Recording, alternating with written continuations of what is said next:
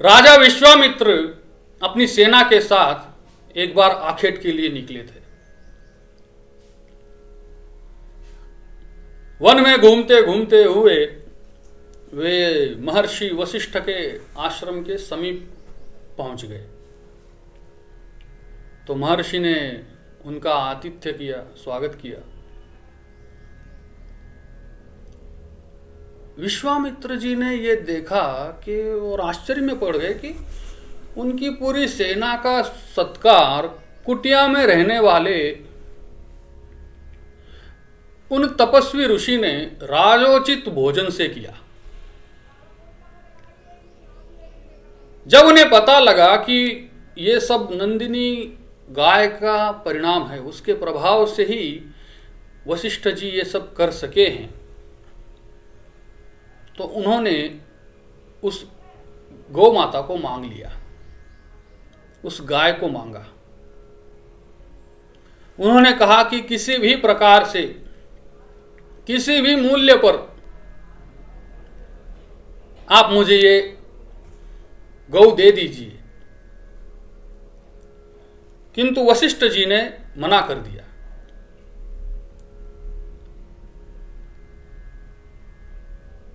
तो विश्वामित्र बलपूर्वक उसे छीन कर ले जाने लगे। परंतु वशिष्ठ जी के आदेश से उस नंदिनी गौ ने अपनी हुंकार से ही योद्धा उत्पन्न कर दिए और उन सैनिकों की मार खाकर विश्वामित्र जी के सैनिक भाग खड़े हुए।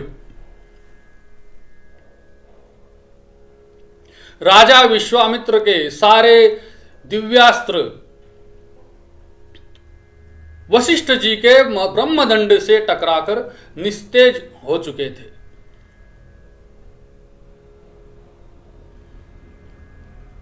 तो इस पर विश्वामित्र जी ने कठोर तप करके और दिव्यास्त्रों को प्राप्त किया,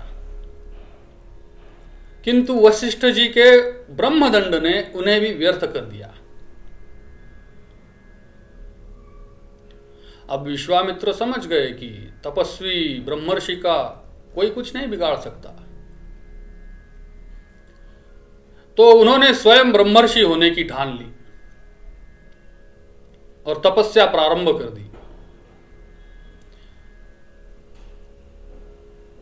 और सैकड़ों वर्षों के उग्र तप के पश्चात ब्रह्मा जी ने प्रसन्न होकर उन्हें दर्शन दिया, किंतु यह कहा कि यदि वशिष्ठ जी आपको ब्रह्मर्षि मान ले तो आप ब्रह्मर्षि बन जाएंगे।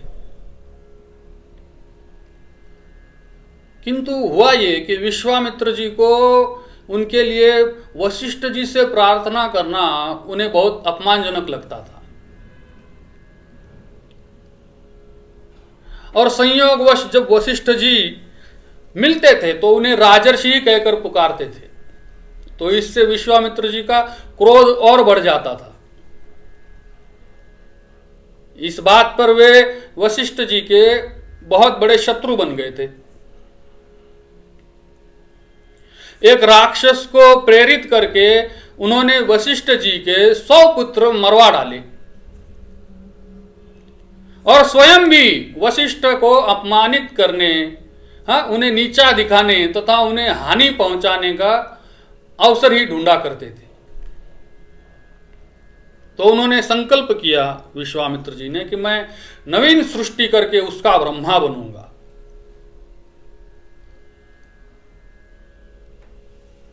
अपने इस उद्देश्य में असफल होकर विश्वामित्र जी हठ पर उतर आए।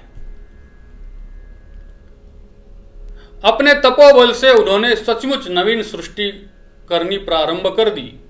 नवीन अन्न, नवीन तृणतरु, नवीन पशु पक्षी, वे सब बनाते चले गए।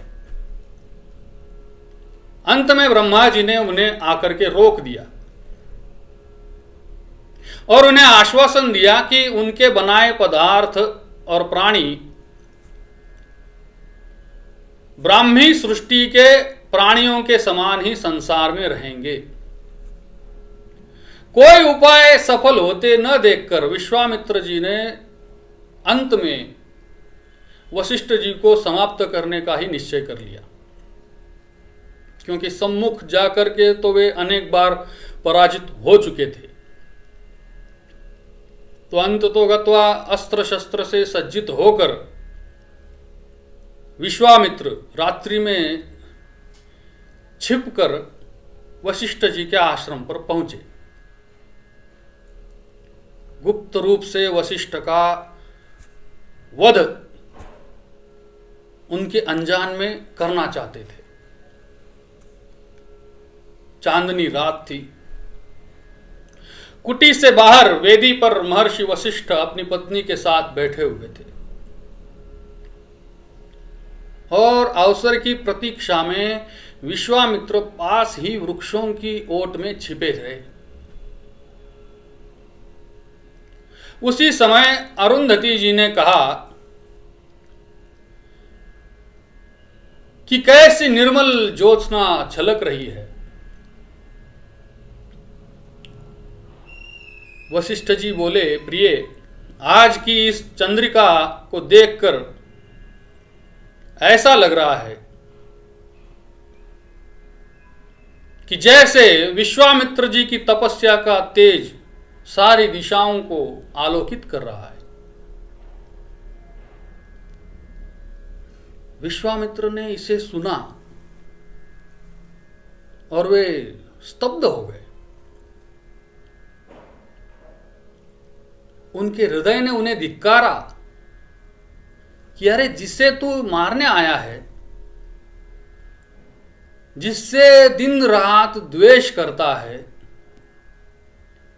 जरा देख तो वो कौन है। वो महापुरुष अपने 100 पुत्रों के हत्यारे की प्रशंसा एकांत में अपनी पत्नी से कर रहा है।